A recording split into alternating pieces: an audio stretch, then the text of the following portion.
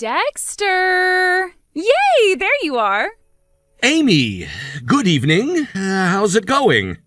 It's going great now that I found you. Hey, we can walk home together today, right? I waited all day thinking about that. Amy, I'm pretty sure you weren't on the shift today, right? I didn't see you at the store at all. Yeah, about that. I wasn't working today, but, I just really wanted to walk home with you, so I kind of came all the way here anyway, right to the store entrance. Surprise! You came all this way even though you weren't working? Of course. I mean, isn't that what friends do? Or maybe something a little more special? I see. Well, sorry to disappoint you, but I've already gone home. Huh? Yeah, actually, I had something urgent come up, so I asked the manager if I could leave early. That's why I'm already home. Finished the errand, too, so I'm just relaxing now. No way. You should have told me if that was the case. Why would I tell you? We didn't make any plans, did we? There wasn't any agreement to walk home together today, so it's not something I needed to inform you about. Well, yeah, but wouldn't it be nice if we shared our schedules more? Given our special connection. What connection? Well, that's... you know what I mean, right? Right. But hey, next time our shifts overlap, you have to walk home with me, okay? Promise? I'm sorry, but I can't promise that. Huh? Well, yeah, I guess there are days like today, huh? But that's just you being thoughtful, right? Not making promises you might not be able to keep. Oh, that's so like you, Dex. Can we wrap this up, Amy? I'm currently using the stove. Oh? Cooking? Well. How about I come over right now and cook for you instead? That won't be necessary. I'm managing just fine, and it's dangerous to take my eyes off the phone, so I'll hang up now. Aw, you're always so distant, but fine. Next time you'll have to try my homemade cooking, okay? I'll treat you. Special just for you. Good night, Amy.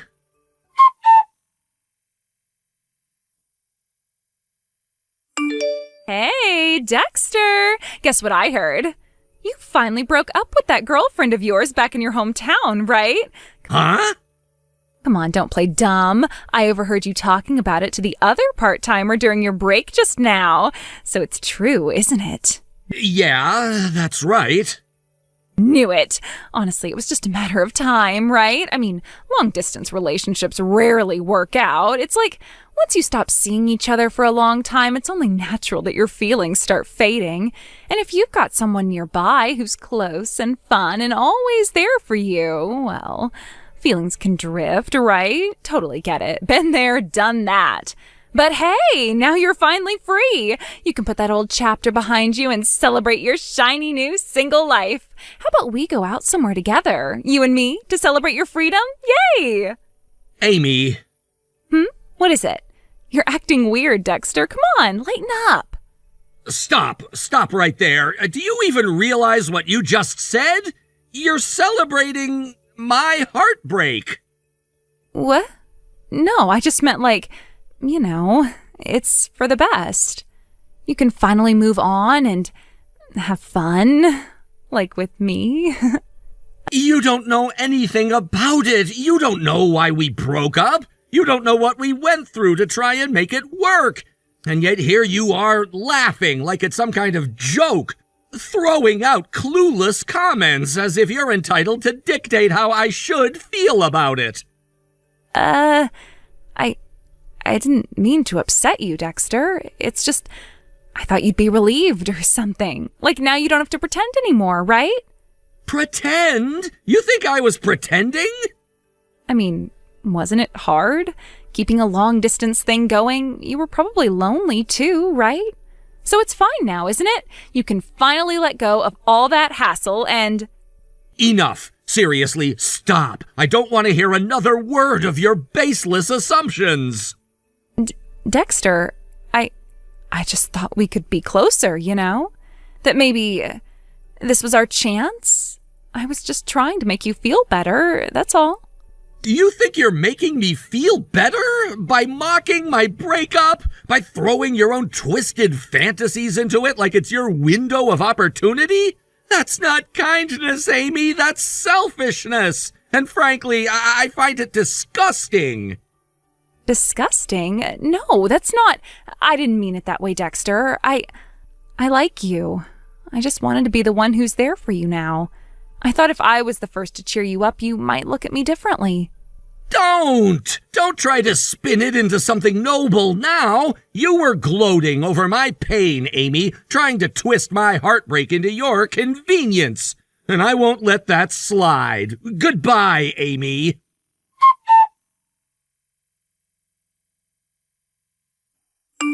Hey, Dexter, guess the wound's finally healed, huh? You've been looking way more cheerful lately, laughing, smiling. It's like you finally let it all go, you know? So I figured maybe it's about time I start messaging you again, right?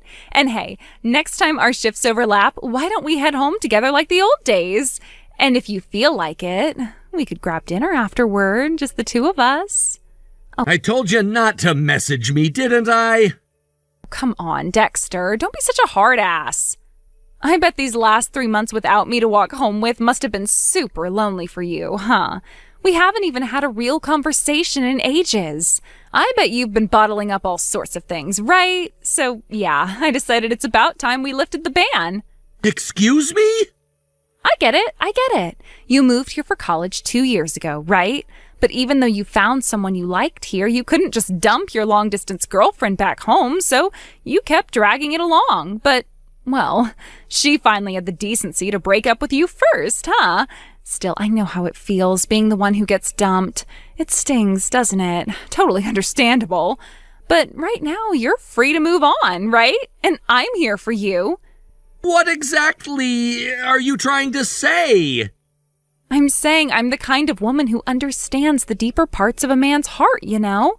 That's why I respected your space and didn't contact you for 3 months. But hey, the time for mourning is over, right? Now it's time for us to move forward, from friends to lovers. What do you say? Huh? I mean, if you want, we could even start tonight. I wouldn't mind one bit, you know? No, thank you. I've never once considered you as a romantic interest. What? That can't be true. I've been making it so obvious. I've been throwing hints, flirting, being there for you. Just because you were making your feelings known doesn't mean I was ever obligated to return them. And frankly, your so-called hints were intrusive and exhausting. I was beyond sick of it. You're lying. That's not fair. I thought you liked me back. No. And just so we're clear, the reason I've been smiling more lately has nothing to do with you. It's because I have a new girlfriend now.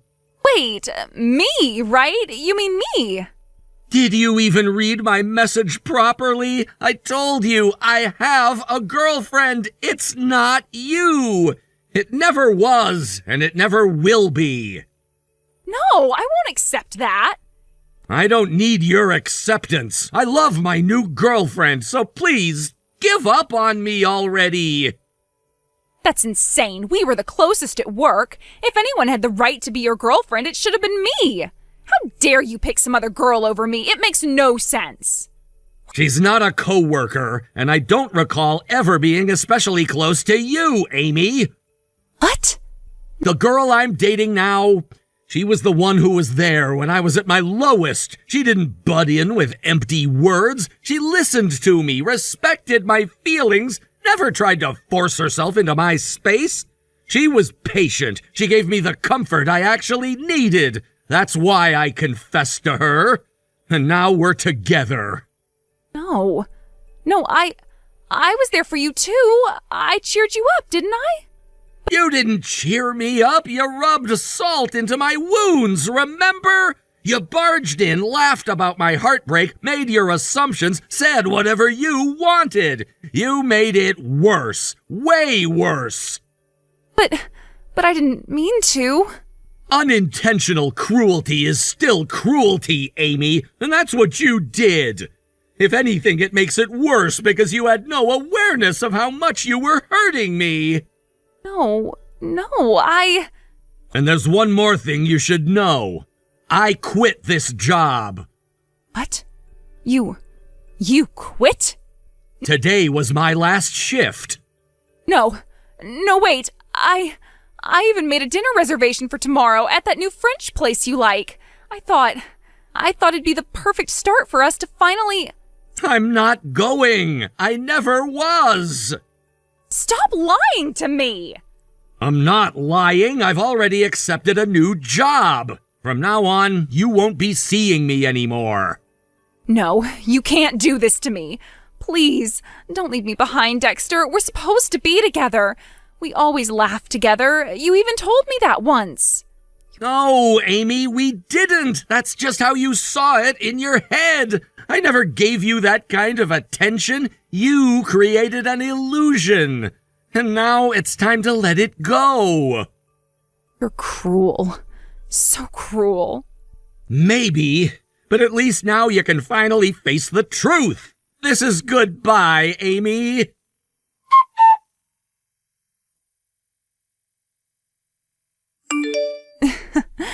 I knew I'd end up contacting you. Dexter, I've been thinking a lot since the last time we talked, and you know what?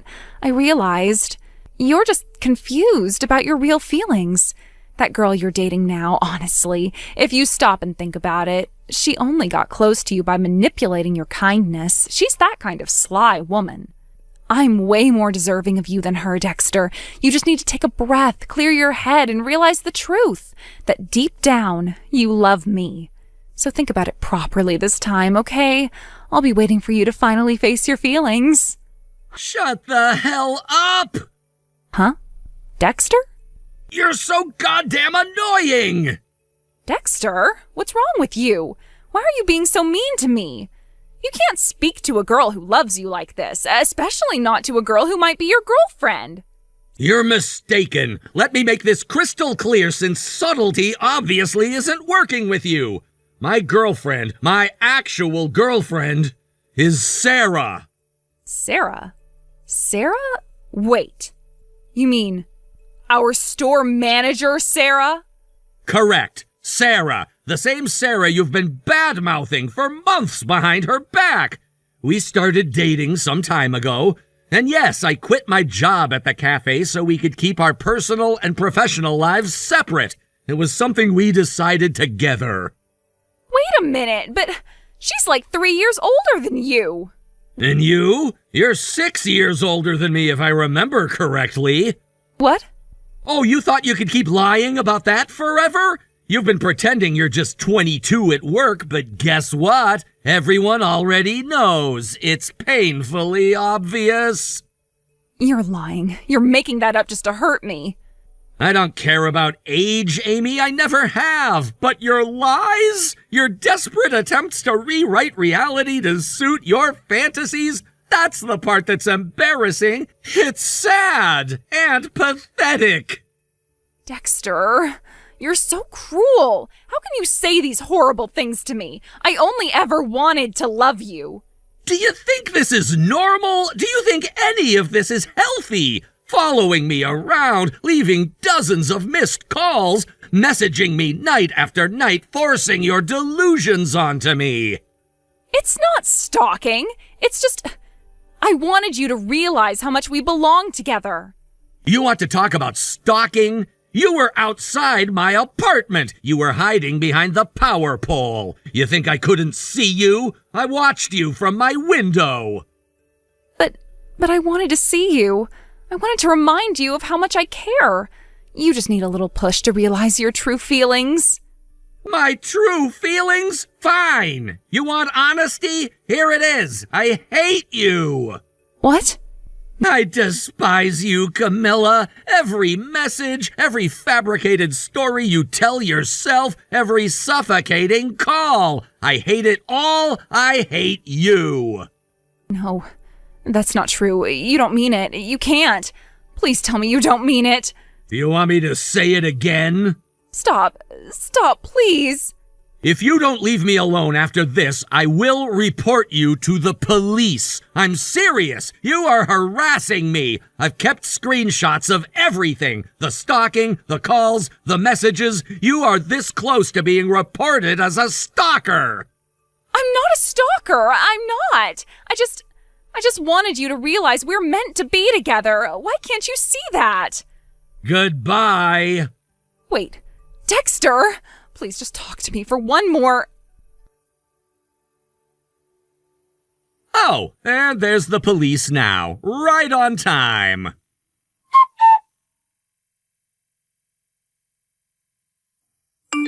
Amy's stalking behavior started about a month ago. It was subtle at first, just a few strange encounters, but then it escalated.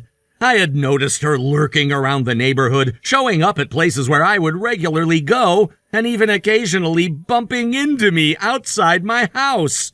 It wasn't anything overt at first, just enough to make me feel uneasy. But as time went on, I couldn't ignore the growing sense of being watched. I decided to take action and went to the local police station to file a report. I explained the situation in detail, giving them a description of Amy, her appearance, where I had seen her, and the instances where she seemed to be following me. The officers at the station were sympathetic and promised to increase patrols around my neighborhood. They assured me they would do their best to keep an eye out for her, but I couldn't shake the feeling that I was being overly cautious. After all, nothing had happened yet that could be directly classified as dangerous. Still, I trusted the police and hoped their increased presence would bring some peace of mind. Then, just today, everything took a sharp turn. I was walking down the street when I saw a police officer driving by on patrol. For a moment, I felt relieved, thinking that maybe they were following through on their promise to increase patrols. But then I saw something that made my heart race. Amy!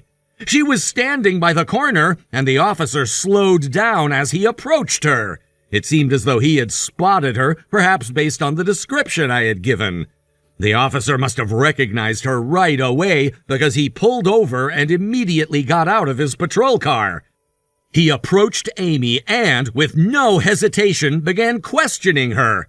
I couldn't hear the conversation from where I was standing, but I could see that Amy was starting to panic. She looked around as if considering her options, and then, before I knew it, she made a break for it. She shoved the officer away with surprising force and tried to run down the street. It all happened so quickly. The officer, though initially caught off guard, quickly regained his composure. He called for backup, but by that point, Amy had already made a desperate dash. I felt a knot form in my stomach as I watched the scene unfold. It wasn't just a moment of panic. It was a clear indication that she was not just an ordinary person walking through the neighborhood. There was something about her behavior that made it evident she had no intention of stopping her pursuit of me, no matter what it took. I could hear the officer yelling at her to stop, but Amy was already too far ahead. She was running as though her life depended on it. The officer, not wanting to lose sight of her, began chasing her down the street, shouting for her to halt. It didn't take long for the situation to escalate. With more officers arriving on the scene, they managed to catch up to her quickly. One of the officers tackled her to the ground as she tried to escape. There was no longer any doubt in my mind. This wasn't just a harmless obsession. Amy's actions had crossed the line into something much darker, something that could have ended very badly if she hadn't been stopped when she was. The whole ordeal was traumatic, not just for me, but for everyone involved. I watched as Amy was forcibly detained by the officers, her once struggling figure now subdued. The officers quickly cuffed her, and the situation became far more serious. They didn't give her the chance to explain herself, nor did they need to. At that point, she had committed an act of obstruction of justice by physically assaulting an officer and attempting to flee. Without a word, they put her into the back of a patrol car and drove off.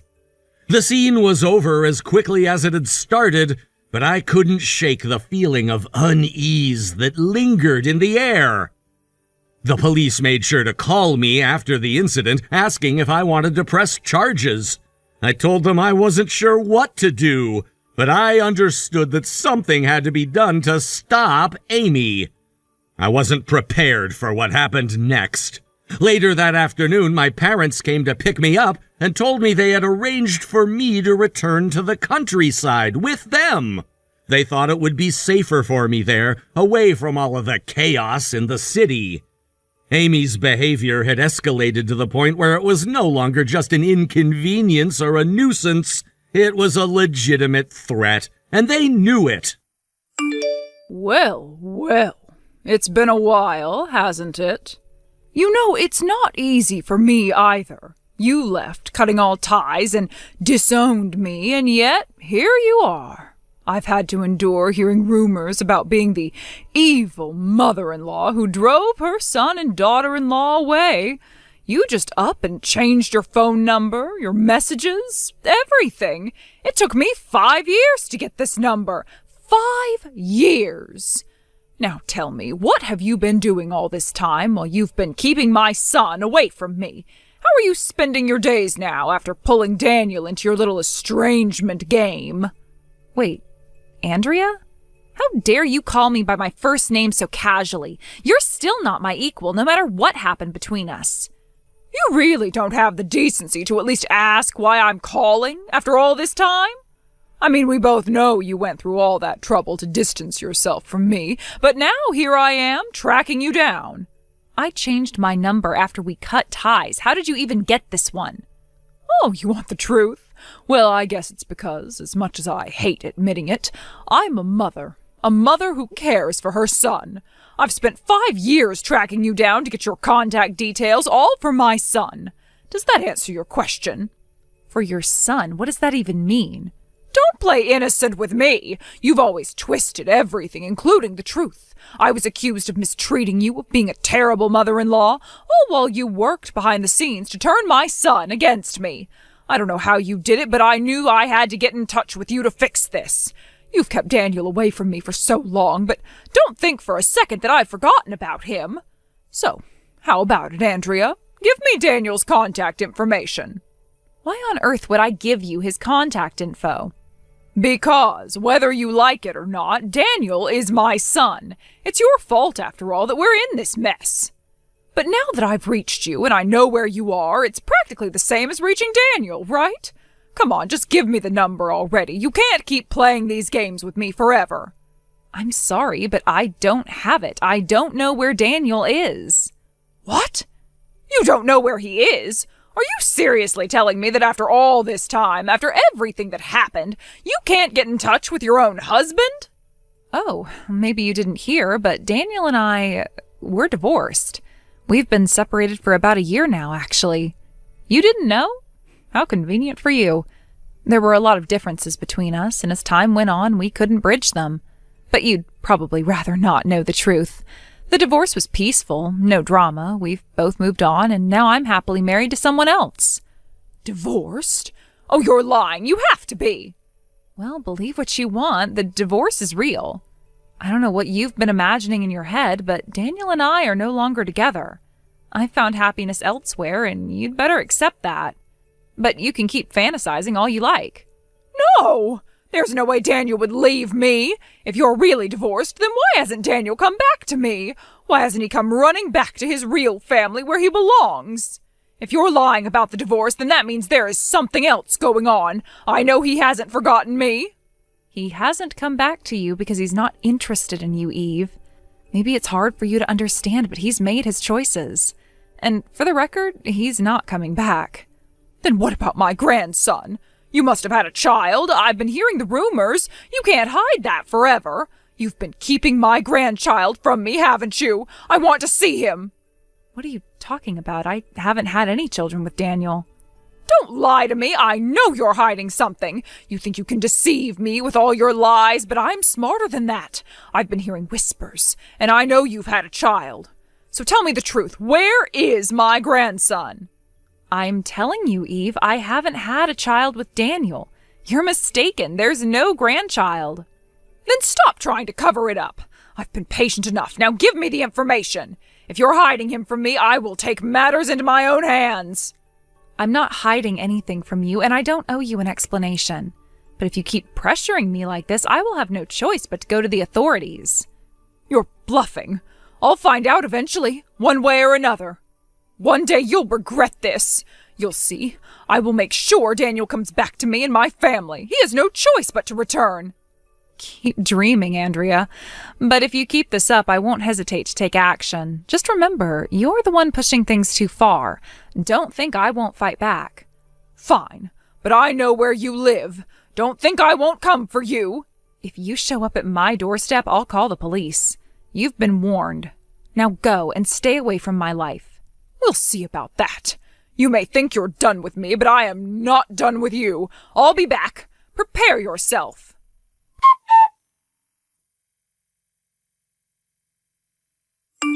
Bro, what should I do? This is getting serious. What happened? My ex-mother-in-law is coming. Wait, ex? You mean Daniel's mother? Yeah, that's her. I don't know how she did it, but somehow after 5 years, she managed to track me down and sent me a message demanding I give her her grandchild. What? And apparently she knows where I live, too. She's planning to come here. Have you told her you and Daniel are divorced already? Of course. I told her we divorced years ago, and I even mentioned I remarried and didn't have any children with Daniel, but she refuses to believe me. Have you talked to your husband about it? I've explained everything to him, but right now he's on a business trip abroad. He's on the other side of the world, and no matter how hard he tries, it'll take him 2 days just to get back. I see. Well, for now, you should head over to my place to stay safe. Are you sure it's okay? Of course, I can't let my sister face this alone.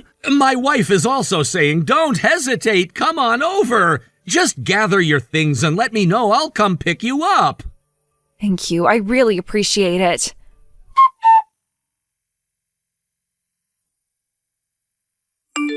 Well, well, I've arrived. Now hand over my grandchild. Huh? Wait, are you here already? Can't you hear the doorbell? And, oh my, look, there's my grandchild in the garden. Wait, the garden? Honestly, Eve, how could you leave a child out in the garden unattended like this? We don't even have a garden. Don't bother with your ridiculous excuses. I am taking my grandchild with me right now. What? That child isn't mine, is it? Well, I'll just take this child into my care. A bad wife like you clearly can't be trusted to raise a child, so it's better I do it. Andrea? What child do you think you're trying to take? This is not my child, nor is it your grandchild. Oh, he's such a sweet boy. Please, you have to listen to me. I've told you I won't listen to your nonsense. I'm taking the child now. But this is wrong. You can't do this. I'll be taking him now. No, please, Andrea.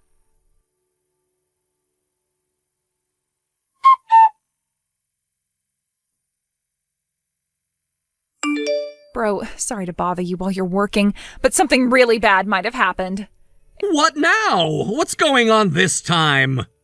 It's my ex-mother-in-law. Apparently she showed up, like she's actually here. What? Already? But wait, you said she was just bluffing, didn't you? I thought so too, but it seems like she didn't come straight to my apartment. What do you mean? Where the hell is she then? I'm not exactly sure. She called me ranting about how my child was outside in the garden and how I was some negligent mother for leaving them out there.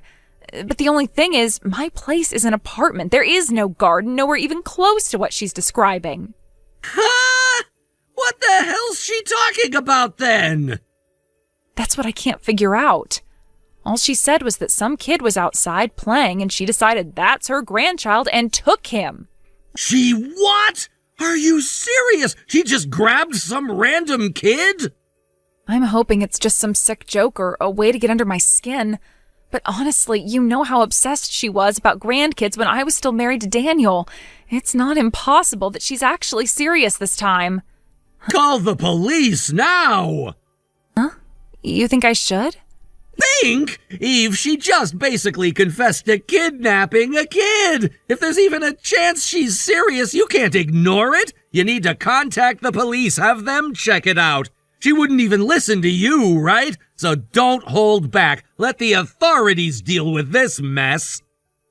Yeah, you're right. I can't just sit here hoping it's a misunderstanding. I'll call them right now.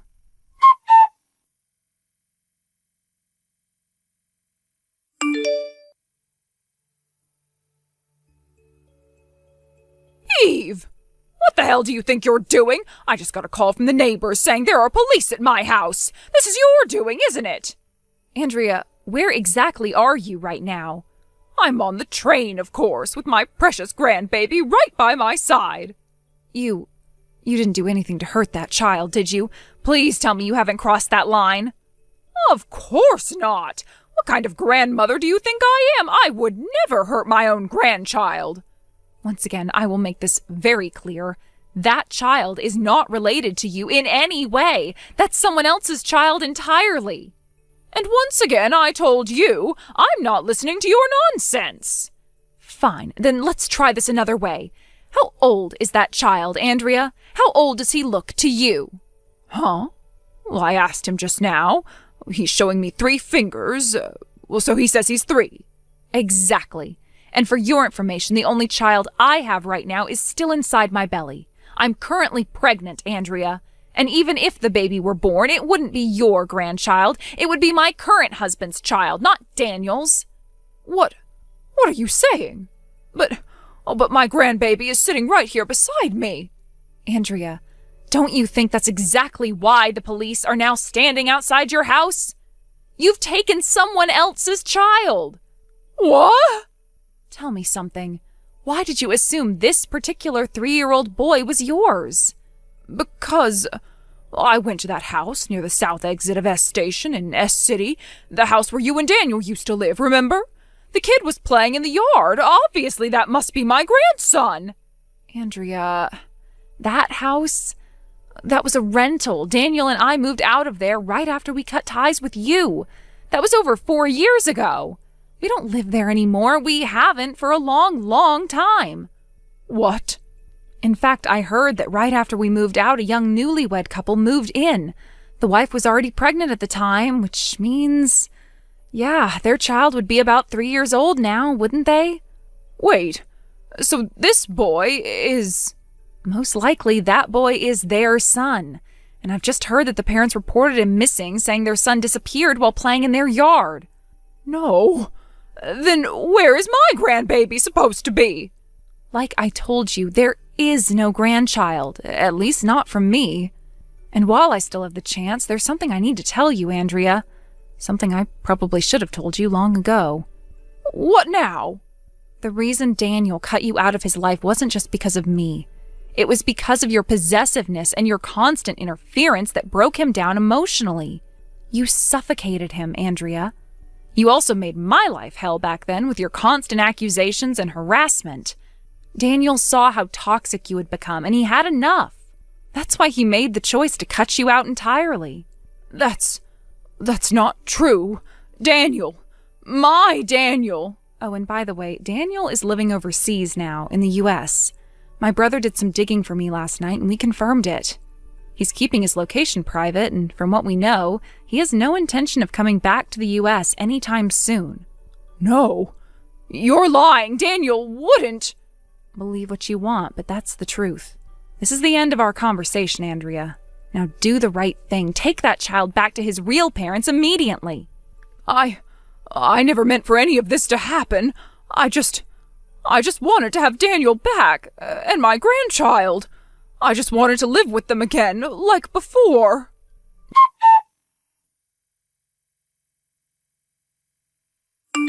Not long after the chaotic events that had unfolded, we received a call from the police informing us that the child had been safely located and was now in their protection. The relief that washed over me was indescribable. For hours, I had been trapped in a state of unbearable anxiety, fearing the worst. Every passing minute felt like an eternity as I imagined all kinds of horrifying scenarios. But now, with that one phone call, the unbearable tension that had been gripping my heart finally began to loosen its cruel hold. It turned out that the police had anticipated the possibility of the child being taken toward the nearest train station by the person responsible, my ex-mother-in-law. As such, they had strategically stationed officers at the most likely exits. It was a calculated move on their part, one that ended up proving to be crucial. According to the report we received, my former mother-in-law had indeed attempted to flee the area while holding the 3-year-old in her arms. She tried to slip through the ticket gates at the station, but her behavior had immediately drawn the attention of the stationed officers. She was acting oddly, glancing around nervously, clutching the child tightly as though afraid someone would try to take them away. The officers didn't hesitate. They quickly intervened, questioning her and eventually taking her into custody when she couldn't explain her erratic behavior or produce any legal documentation granting her custody of the child. In a moment of harsh but necessary decisiveness, the child's parents, devastated and shaken by the ordeal, filed an official kidnapping complaint against her. There was no room for leniency this time. The safety of their child had been endangered, and there could be no compromise on that point. The police made it clear that, given the severity of the crime and the circumstances under which it was carried out, my former mother-in-law would most certainly face formal charges and, most likely, prison time. Though I had once called her family, at that moment all traces of former affection or loyalty vanished. What she had done was unforgivable, and no amount of familial history could excuse such a violation. From the police's tone and what we heard afterward, it seemed almost certain that she would face an actual prison sentence, which meant she would live out her final years in solitude and disgrace. Even if she managed to avoid a lengthy sentence due to her age or health, the isolation awaiting her was all but guaranteed. The bridge she burned with her actions could never be rebuilt. Life, however, has its way of spinning strange, unexpected turns. A few weeks after the incident, I received a phone call. It was through an old acquaintance of mine, someone I hadn't heard from in ages. She informed me that my ex-husband had reached out, desperate to speak with me. After everything, I didn't think I'd ever hear his voice again, especially not after we had made our final bitter goodbyes. But out of curiosity, and perhaps a small shred of unresolved history, I agreed to take the call. When I heard his voice on the other end of the line, it was trembling. His words came out in a flurry of apologies, his tone heavy with regret and sorrow. Despite the distance between us, oceans and continents apart, it was clear he had been keeping up with the news of what had happened. He sobbed as he told me how sorry he was for everything that his mother had done. Even though we had been divorced for years, even though we had gone our separate ways, he still felt responsible in some way for the pain his family had caused me. Between his tears, he confessed that he was now remarried to a local woman in the country where he had settled. They had a child together, a boy, just a few months younger than ours. His life had moved forward, much like mine, yet hearing him speak with such raw emotion reminded me that some wounds never completely fade. I listened quietly, offering him no condemnation, but also no comfort. I simply let him pour out the guilt he had carried all this time. Once he had calmed down, we exchanged updates on our lives, each recognizing that the chapters we shared were now behind us, sealed off by time, distance, and the scars left by choices we both made. There was a strange sense of closure in that call. We had both carved out new lives for ourselves, created new families, and yet, in that brief conversation, we acknowledged the shadows of our past that still lingered, however faintly. Ava, are you out being a boring business girl yet again today? I'm sure you meant that to be a funny diss or something, but you're the only one that's laughing right now. Must mean you have nothing going on, like usual. Oh, well, I'll have you know that I'm actually super busy right now. So busy, in fact, that you should be thankful I'm taking the time to talk with you now. Even though you aren't working a job? Are you at least busy enough to help Mom with her hospital bills now that she's back in the hospital again? Because right now I'm the only one that's been doing anything to support her through this battle. I don't have to work for myself or any of you guys. I already get enough from Dad's inheritance as it is, so I'm fine. You do realize that you took most of that money from Mom, so it's not something to brag about. If I remember correctly, the amount he gave to you in his will disappeared in a matter of days, right? Did you end up spending all of that on different guys or something? And that's why Mom allowed you to have some of her money? Yeah, I sure did spend it going out with some other men, but what's wrong with that? And either way, it would eventually become my money once she's gone. Oh, and you decided to give up your inheritance to Mom, right? I suppose when you work a lot and have no free time to spend any of your earnings, there's no point in getting an inheritance anyway. So why not let me have more money if you're not going to spend it? I never said that I gave any of that money given to me away.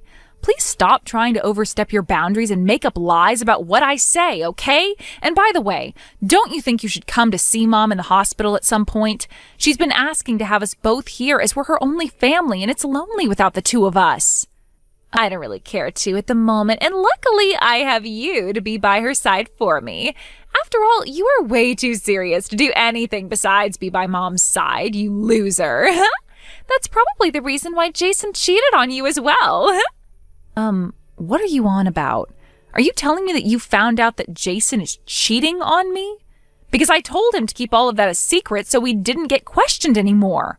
It's not just that I found out about it, but the fact that he's cheating on you for me. Huh? You really never knew about that? Thank goodness I finally told you, or you'd be stuck wondering about that forever, and it would make things harder to explain when we decide we want to get married. Guess that's what happens when you're too busy for your own man, though, huh? Mia, what the hell? You already had a time where you were messing around with other people's husbands, yet you still didn't learn your lesson then when you were found out about? And this time you've gone after my husband? How far are you planning to go with all of this bull crap? Well, come on. Jason told me that you were never home to spend time with him, so he was getting fed up with the time he was wasting. And so when I realized all of that, I flirted with him a little, and he sure did take that bait real quick. It must have been months since you two did anything with each other as well, because our first night out, he was on top of me faster than I could have ever imagined. What? And now, Jason and I are in the middle of getting ready for a little romantic vacation together. We decided to take a trip out to the Bahamas to stay at a resort and get all comfortable with each other, if you know what I mean. What the frick?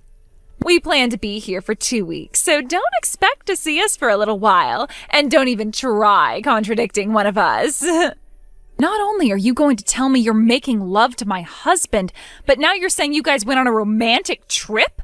And where the heck are you getting the money to go on that trip? You don't have that kind of money right now, right? What are you talking about? I have the money from Dad, but this time Jason told me that the trip was on him. Wait, Jason's paying? Oh, we're about to be flying out of the country, so we both won't be able to text you for a little while. Wait. And once we have Wi-Fi, I'm still keeping my phone off because I don't want this trip wasted listening to you complain all the time. But our mom is in the hospital right now. The doctor even told me that right now is looking pretty difficult for her and that she'll need to be here for a while to get all of the treatments she needs.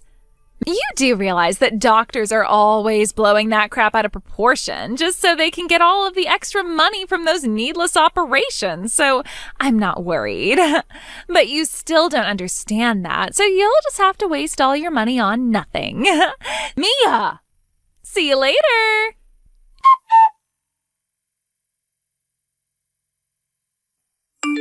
Jason! What the hell have you been doing with my little sister? Going after my sister like that while you are married to me is freaking ridiculous. Crap! I thought I turned off my phone for the time being, but I must have just put it to sleep for a little bit. Well, thank God for that. So are you going to explain to me now what the hell is going on with you two? Are you actually cheating on me with my little sister? Sure am. Turns out that I love Mia now. I've never felt myself so attracted to a woman until now, and man, does it feel amazing. You're just going to brag about how much you love her right in front of me? Well, we'll get to all of this later. Right now, my sisters and my mom is in the hospital, and that would be your mother-in-law. Do you really think right now is the time to be having an affair with my sister in the Bahamas? Stop trying to act like I'll start feeling bad about her being in the hospital while I'm trying to have fun here. Seriously? All right, I think that's enough of you already for today. Wait, Jason. I want to spend these next few weeks focusing on Mia, and even losing a second of that listening to you is such a waste. So go ahead and enjoy your time sitting in the hospital waiting for her to get better. And how about if you enjoy it a little for your sister and I as well? And on a final note, when we get back, we are getting divorced right away. Oh, is that so? Well, don't act like this will all be over by the time you're both back.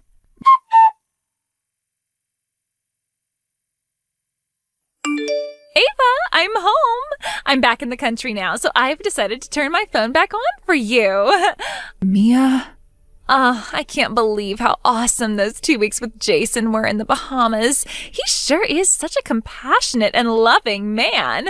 And so, now that we're back, your time is up and you need to get going on packing your things and leaving this house. It's all your fault. It is all your fault that Mom passed away. Huh? The day that you two turned off your phones was the day things took a turn for the worst with Mom. And to add to that, the funeral for her is already over with, and the burial and everything is also finished. What? What are you talking about now? And why are you acting like this is all my fault? You know how 3 months ago Mom had already become pretty ill and was having trouble living on her own, right? Well, before Dad passed away, he had given Mom a ring to wear to remember him by. And so when she was in the hospital, she planned on wearing that ring to have a sense of him still being beside her. However, when she looked inside the ring box for said ring, it was not in there. And just like that, Mom had started to head downhill. But do you know what really broke her heart? It was the note that was left in there saying that the ring was going to waste, so it had to be sold for some good money. And just as I thought, that note was written in your dang handwriting. And so the very next day, after she had lost all hope, she breathed her final breath. Do you understand the despair you created for Mom after taking away the only thing that kept her attached to Dad? I was able to call all around town to see if there were any jewelry stores that had the ring, but by the time I had finally found where it was and had them send it to us, it was too late. And that is such a crappy story that there's no way Mom dying could be seen as my fault. And no matter what you try and say, that ring was going to be mine eventually. The only thing that happened was the timing of me selling it was a bit too soon. I don't think so. All of Mom's things that you expected to get from her were never going to go to you. Huh? I was under the impression that you didn't want to inherit any of her things, and since I'm the only other sister, I'd be allowed to have all her things. I think I told you that I never made that promise with her things. Then how the heck do you know that she wasn't giving me anything? Because I have Mom's will right here with me. It says here that instead of giving you anything in the will, she wanted to keep it all away from you as a way of you paying her back for selling her precious ring. Huh? And don't think that this document isn't official because I watched her write it all. And not only that, her lawyer was with us when writing everything down, so it's a legal document saying that everything is to go to me after she passes. Really? This all has to be a joke, right? Everything I'm telling you right now is a fact, Mia. And I made sure to have this paperwork all dealt with while you were on vacation with my husband having an affair, so now there is no point in trying to rewrite anything. What the... So now, before you try to run away from this, hurry up and get back here. And if you still want to run away, at least run all the way to hell or something, because it is about time you realize all your sins and pay for them.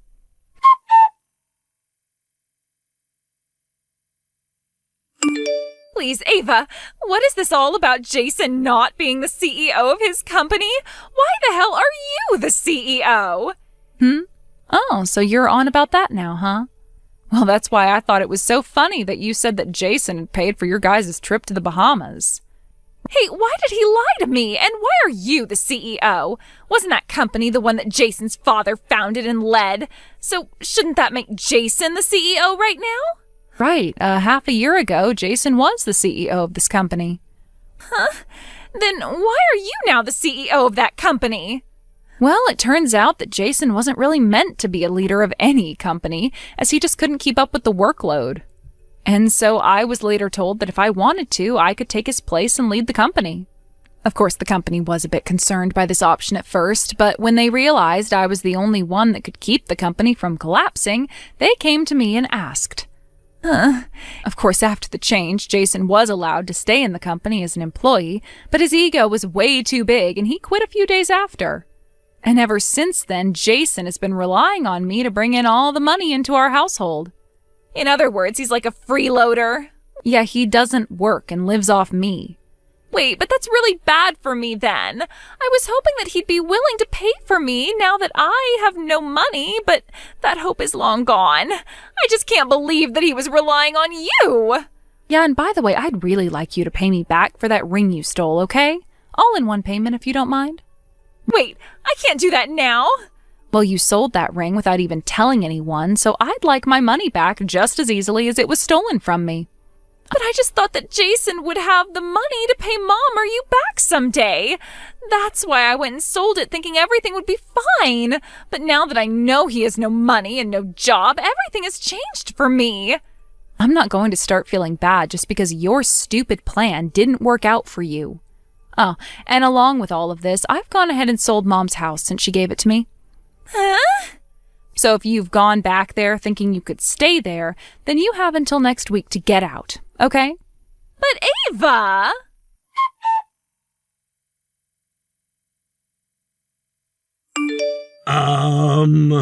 What's up, my ex-husband? What do you mean, ex-husband? I already handed in all the divorce paperwork. Crap! You handed that all in? Huh? You thought I wouldn't divorce you after all you've done to me? Well? The fact that I didn't even divorce you after learning you were with someone else was rare of me. But after having that affair with my own little sister? I just thought that you'd let me be because I gave you that position as CEO, and I thought that was more than enough. Didn't you tell me 6 months ago that if you didn't find a new place to work after you left, it was okay for me to leave you? Well, those 6 months are over, and I still haven't even seen you try to work a job. Instead, just going out with Mia and spending all my money. Well, but... I'm not screwing around with you anymore, Jason. That was the promise you made to me half a year ago, so it's time we ended things between us. So I don't even want to hear a single complaint from that hole of yours about me being unfair to you. But... Now that I have made myself clear, I'd like you to go ahead and pay off that settlement. Well, but I have no money!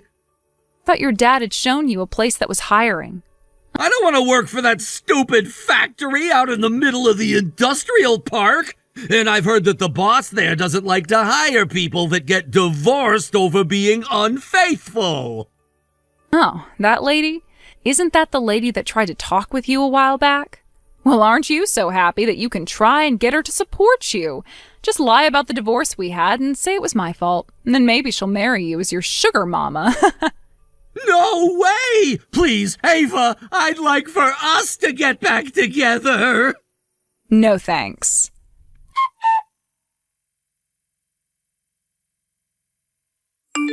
The agonizing life of having to pay for their sins finally began. It wasn't just karma catching up to them. It was the slow, grinding punishment that seeps into every corner of your life, suffocating you bit by bit until there's nothing left but regret and the bitter taste of your own mistakes.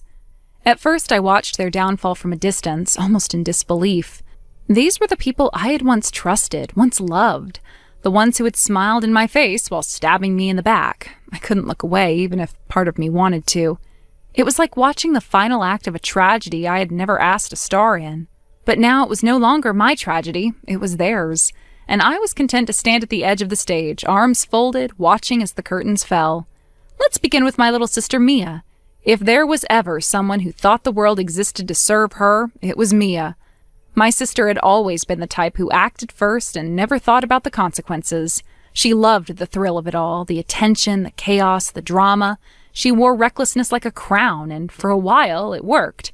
She got what she wanted. She played with people like puppets, bending them to her will, discarding them when she got bored. She believed herself untouchable, unstoppable, invincible. But life has a way of humbling even the most arrogant of souls. And when that moment finally came for Mia, it was brutal. For a long time, she had been living under our mother's roof, running wild, disappearing for days at a time. She thought she was untouchable, hiding behind the walls of the house where we had both grown up, using it as her fortress of lies and manipulation. She surrounded herself with men, luring them each into her little web of deceit. Each one thought they were special, that they were the only one, but the truth was, they were just numbers to her, placeholders to keep her entertained. She had no respect for them or their families, no regard for the lives she was tearing apart in the process. Eventually, though, the truth surfaced. It always does. One by one, the wives and girlfriends of the men Mia had been sleeping with started connecting the dots. The lies unraveled, and the fury that followed was nothing short of an inferno. Lawsuits came pouring in, legal threats, demands for compensation. It was chaos. And Mia, who once strutted around like a queen, suddenly found herself trapped in the rubble of her own kingdom. When the dust finally settled, the financial cost of her recklessness hit her like a freight train. $150,000. That's what she owed. An amount that might as well have been $1 million for someone like her. The fear in her eyes when the final numbers came in, I wish I could say I felt sorry for her, but I didn't. She had earned every cent of that debt. It was the price of playing with other people's hearts and lives like they were toys. And just when she thought it couldn't get worse, reality hit her again. Harder this time. Jason, the man she thought was her ticket out of this mess, told her he was leaving her. But Mia, ever the manipulator, had already made the decision to cut him loose. He had no more value to her. His pockets were empty, his status worthless. He was no longer the golden goose she had tricked him into thinking he was. So they parted ways, both of them bitter and empty-handed, blaming each other for the ruins they stood in. From what little I hear, Mia is still out there somewhere, clawing for scraps, trying to earn enough to pay off what she owes. But I'm not part of her world anymore. I cut her off entirely. I don't answer her calls. I don't respond to her messages.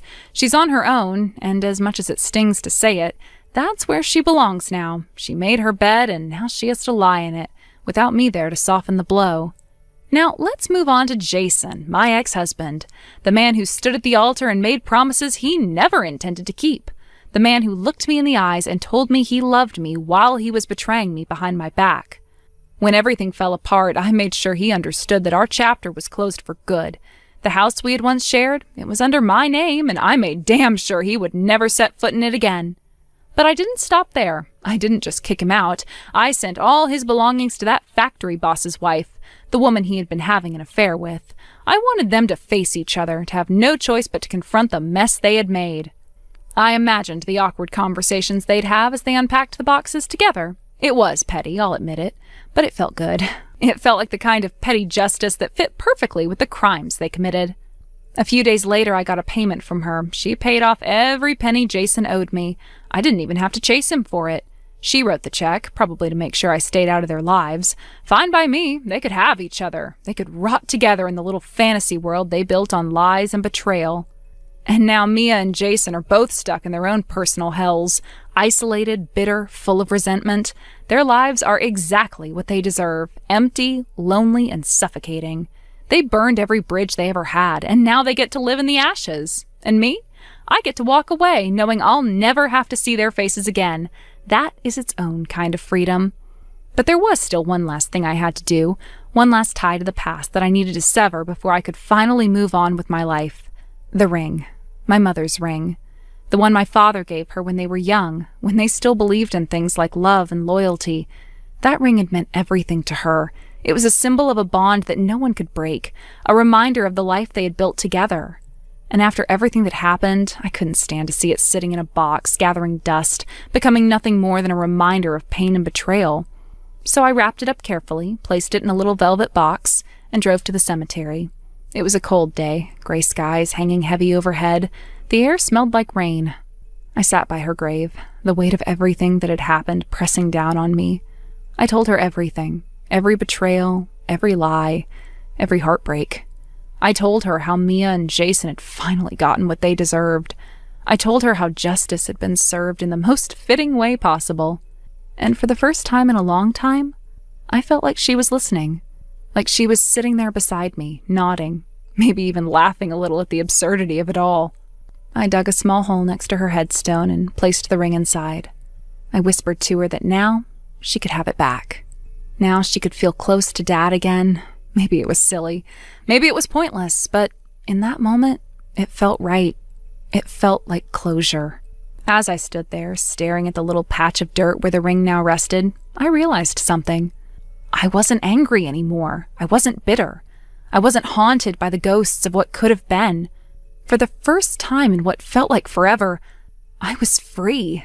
Free from them, free from the past, free from the weight of carrying their sins on my back. I walked away from the graveyard that day with my head held high. The city lights flickered in the distance, a reminder that life moves on, no matter how broken we feel inside. And as I walked toward my car, I smiled. I had survived the storm. I had weathered every betrayal, every heartbreak, every knife in the back. And now, finally, I could let it all go. I was done being their victim. I was done clinging to the past. I was ready to live again. But even as I walked away from that grave, as the cold wind tugged at my coat and the sky above threatened rain, something inside me trembled. There was relief, yes, a weight lifted, but there was also something else lingering in the quiet, a hollow, aching stillness. I had spent so long consumed by revenge, by bitterness, by the need to make them pay that now I wasn't sure what to do with myself. For months, maybe years, my life had revolved around anger. It had been the fuel that got me out of bed, that pushed me forward when I wanted to crumble. And now that it was over, I stood there in the emptiness, uncertain.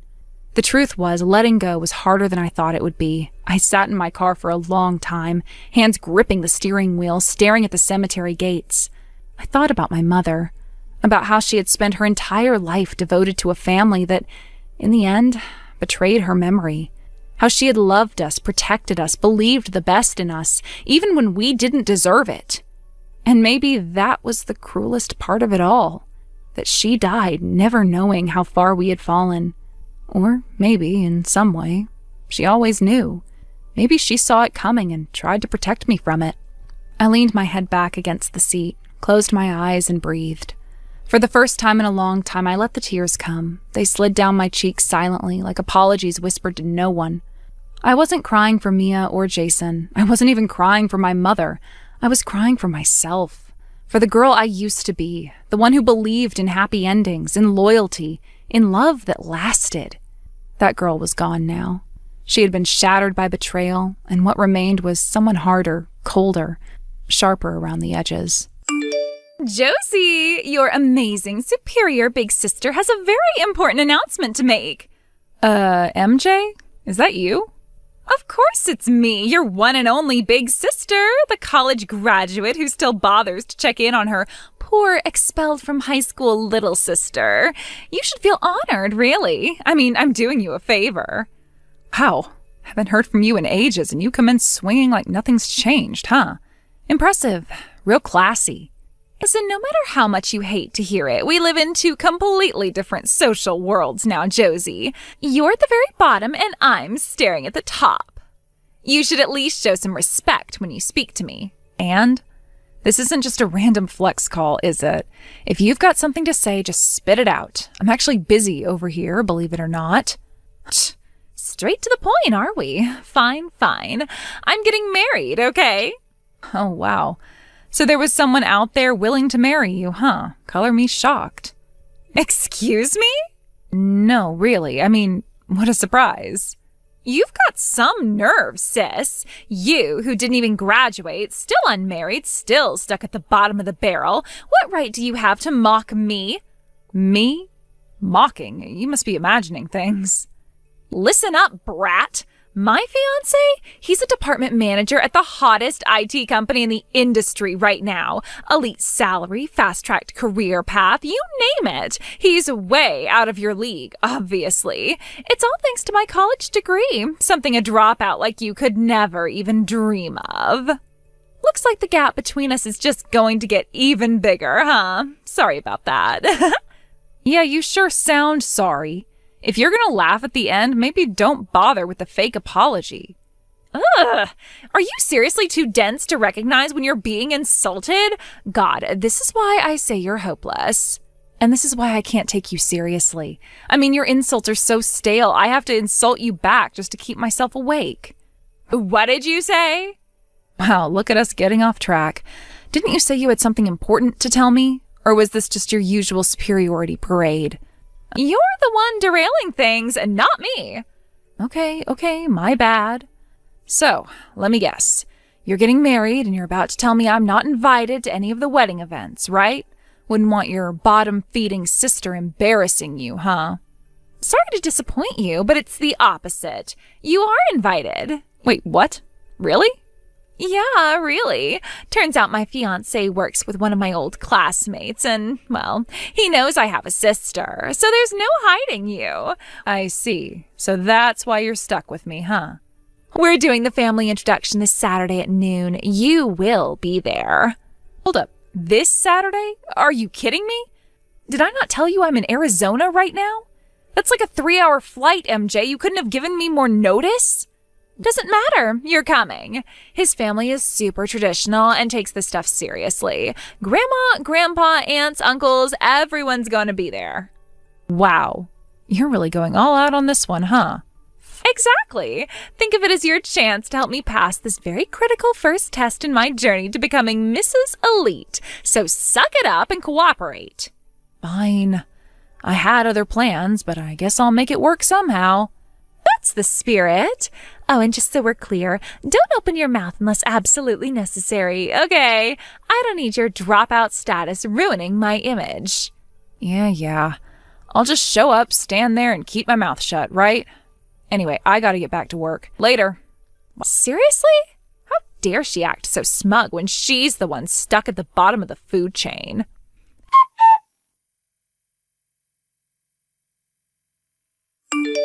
Hey, Josie, what the hell was that just now? Why were you chatting it up with my fiancé like you two are old buddies? I step away for 1 second and you're already sneaking around behind my back? Even if you do know him from before, isn't there such a thing as boundaries? Or wait, don't tell me you got jealous, huh? Saw how handsome, successful, and perfect he is, and suddenly you thought, maybe I can snatch him from myself. This is exactly why I say people like you, high school dropouts at the bottom of the food chain, have no sense of decency. Wow, still playing the middle school insults card, huh? You really went all in back there during the family intro, too. Telling his parents and grandparents I'm just your embarrassing dropout sister who doesn't count as family? Or that having someone like me in your bloodline is a disgrace. You really do love showing off, don't you? Of course I do. And let me make something crystal clear. You even think about making a move on my fiancé and I will never forgive you. Relax, I'm not like you, you know. I don't make a habit of stealing other people's boyfriends. What did you say? Come on, MJ, we both know the stories. I mean, I didn't date anyone back when I was still living at home, so you never had a chance to stab me in the back directly. But everyone in town knew you had a thing for borrowing your friends as boyfriends. And not just once or twice, right? It was, what, your hobby? So what if I did? If I wanted something, I took it. That's how winners operate. Good for you. All I'm saying is you don't have to worry about me doing that. I'm not like you. I don't need to cling to someone else's leftovers to feel superior. Shh, you better not say a single unnecessary word to my fiancé. If I find out you've been filling his head with crap about me, I swear, Josie, I will make you regret it. Relax, I'm not doing anything. I'm not saying anything. Trust me, I have zero interest in your perfect little fairy tale life. Good. Just remember your place. Yeah. Anyway, I've got somewhere to be. Unlike some people, I don't have time to obsess over appearances all day. Later. Ugh, she's so damn smug for someone who's barely scraping by. What a joke.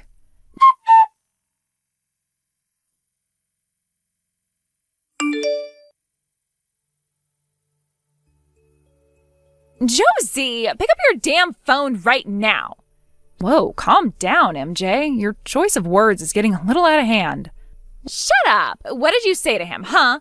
What the hell did you tell my fiancé behind my back? What are you even talking about? Don't play dumb with me. What did you whisper to him when you snuck around and chatted with him at the end of the gathering? Don't pretend you didn't. He asked me a few questions on his own. I didn't say anything during the whole face-to-face. At least not until you stormed off and left me standing there. Like hell you didn't. Listen up, you dropout disgrace. You don't even deserve to breathe the same air as a college graduate like him. If you don't want to ruin my perfect marriage, you better get your facts straight and go to college yourself first. About that, I am a college graduate, actually. What? Yeah, I got my high school equivalency while working. Then I enrolled in K University. K University? Wait, hold on a second. My fiancé also went to K University. Mm-hmm. He was a senior when I was a freshman. We weren't exactly close, but we had mutual acquaintances. So yeah, we did know of each other. You've got to be kidding me. That means... Yeah, he was pretty surprised you kept calling me a dropout. Actually asked me, didn't you tell them you graduated? Awkward, right? Why the hell didn't you say that sooner? I did. Remember 6 years ago? Sent a message to the family group chat. Told everyone I got my equivalency, then passed the entrance exams for K University. And 2 years ago, told everyone I graduated. No, you didn't. I did. No one replied. But I saw the red receipts from everyone. You included. Lies. All lies. You're a dropout. Always have been. You can scream all you want, but the truth is I'm a graduate. And your fiancé, who is also my university senior, can confirm it. No. And just so you know, Grandpa, Grandma, Uncle, Aunt, they all know too. No way. And yet you sat there with them spewing your dropout trash talk about me right in front of his family while knowing nothing. But dropouts are trash. That's how the world works. Sure. Then you'll be okay when your fiancé breaks off the engagement, right? Why would he do that? Didn't know, huh? His father's a high school dropout too. Climbed his way up to an executive level through grit and persistence. Your precious fiancé said I could tell you that now since, well, he's pretty disgusted by the way you and the family acted towards me. That's impossible. A dropout? An executive? Are you joking? Nope. That whole bully your daughter-in-law act the family put on, he and his parents saw it. He said he nearly walked out of the venue. He could already see what kind of hell you'd make for his family after marriage. Guess that's why he's pulling the plug. No, this is wrong. This isn't how it's supposed to be. I'm a college graduate. I'm the winner. You can't win against me. Oh, MJ, it's cute how much faith you put in your degree. What the hell does that mean? Where have you been working since graduation? I mean, if you're gonna brag, at least show some results. What does that have to do with anything? Local gossip says you didn't even bother job hunting. Chased after high-income men clinging to, I'm a K University graduate, like a badge. Used it to sneer at other women in the neighborhood. Guess what? They've been laughing behind your back for years now. Your whole family is the town joke. Lies. Shut up, shut up, shut up, shut up! Anyway, your fiancé, or rather ex-fiancé, and his family asked me to pass along their regards. They said goodbye, and so do I. I won't be informing the family when I get married. I'm cutting ties for good. Wait! You can't... Watch me.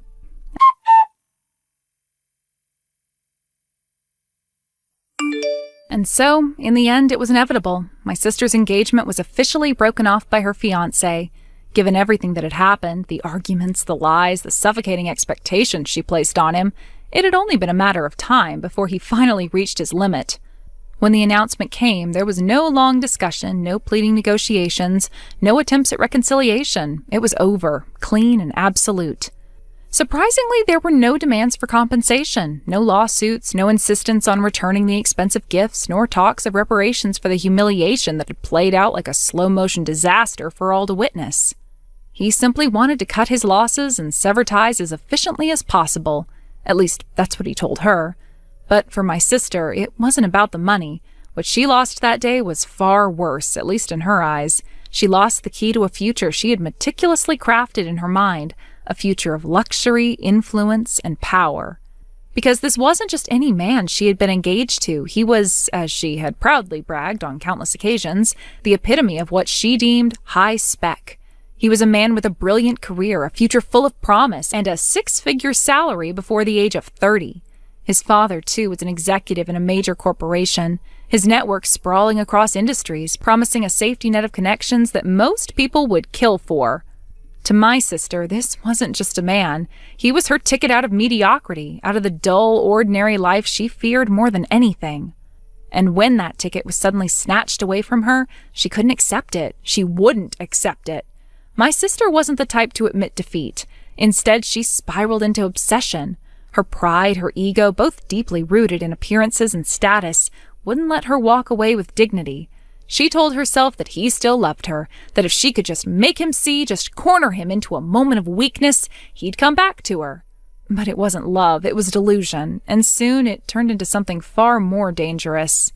She began stalking him. At first it was subtle, waiting outside his office, coincidentally showing up at the restaurants he favored, sending texts that began as pleas but quickly escalated into accusations and threats. She followed him in the shadows, convinced that if she could just be near him, he would realize they were meant to be. But her behavior grew more erratic, more desperate. She began harassing his friends, his colleagues, even his family. She lost sight of reality, trapped in a downward spiral of obsession. Eventually, she crossed the line into criminal behavior. She violated the anti-stalking law. The police were called, she was arrested, and with that arrest came the stain she could never scrub away, a criminal record. One that would follow her for the rest of her life, a scarlet letter branding her as unstable, dangerous, unfit for the very society she once tried so hard to climb into.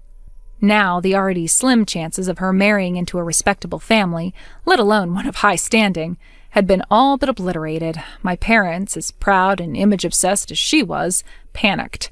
They couldn't stand the idea that their eldest daughter might forever be branded a social failure. They scrambled to salvage the situation, clinging desperately to whatever hope they could find. They began an all-out assault on the marriage market. Matchmaking agencies, blind dates, introductions from acquaintances and distant relatives. They tried everything. But each attempt only led to more heartbreak, more rejection. No one wanted to be associated with a woman with a record. The whispers spread quickly in such circles. My sister became a cautionary tale, the one everyone avoided. And then, in their desperation, they fell for a scam. It was almost inevitable, really. They were the perfect marks, desperate, vulnerable, blinded by the fantasy of salvaging their pride. A man claiming to be a marriage broker introduced them to what he described as the ideal match. An elite bachelor with impeccable lineage waiting for the right bride. Of course, there were processing fees, introduction fees, background checks to cover. My family, eager to believe that this was their last chance, handed over everything. By the time they realized they'd been conned, they were $50,000 in debt. And that was how they ended up where they are now. My sister and both of my parents working themselves to exhaustion every day, trying to chip away at the debt that hangs over them like an ever-present storm cloud. They live in a small apartment now, stripped of their former comforts, constantly bickering, blaming one another for the mess they created. There are days when I hear bits and pieces from distant relatives or old neighbors about how things are going in that household. None of it is good. The tension, the bitterness, the regret, it poisons every corner of their lives now. They lash out at each other because there's no one else left to blame. And yet, I feel nothing but relief that I severed ties with them when I did. If I hadn't, I might have been dragged down with them, suffocated by their delusions, crushed under the weight of their unrelenting obsession with status. Sometimes, late at night, a flicker of guilt crosses my mind. They are, after all, still my family by blood. But that's where the sentiment ends. Blood ties mean nothing if they only bring you pain. I chose a different path, one of quiet happiness, one built on mutual respect and love rather than appearances and social climbing. I married a man who values kindness over status, sincerity over wealth. His family welcomed me warmly, offering the kind of support and acceptance I never found in my own home. Now I live a peaceful life, far removed from the chaos of my family's downfall. I've learned to appreciate the small joys, the warmth of a genuine conversation, the comfort of a quiet meal with loved ones, the freedom to live without pretense or fear of judgment. I finally understood that happiness isn't found in luxury or status. It's in the people who accept you for who you are, not for what you can bring to their image. Thank you for watching. Please subscribe and hit the like button. See you next time.